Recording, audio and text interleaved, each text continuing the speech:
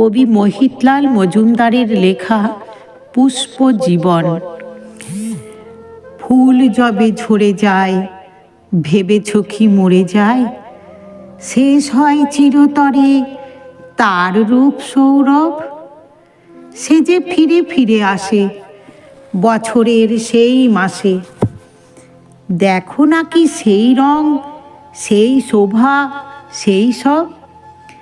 ফাগুনে অশোক শাখে যেসব কোকিল ডাকে, আকাশে যে চাঁদ হয় বারে বারে পূর্ণ। আষাঢ়ে মাঠের শেষে নীল মেঘ উঠে ভেসে, অঘ্রাণে তৃণে তৃণে সেই হীরা চূর্ণ। বলো, সে কি মনে হয় তারা সব এক নয়? আগেকার থেকে তারা এক তিল ভিন্ন।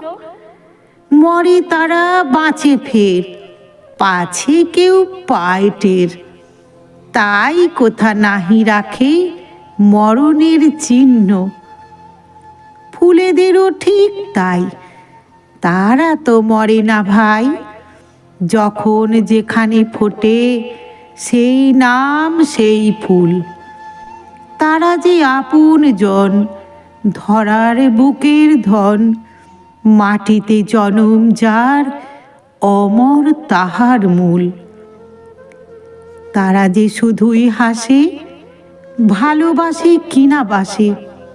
শুধায় না কেউ কারে, তবু সদানন্দ। বলে না যে সুখ চাই, তাই কারো দুঃখ নাই। ভুলেও ভাবে না কিবা ভালো কিবা মন্দ। ওদের মুখের পরে শুধু আলো খেলা করে।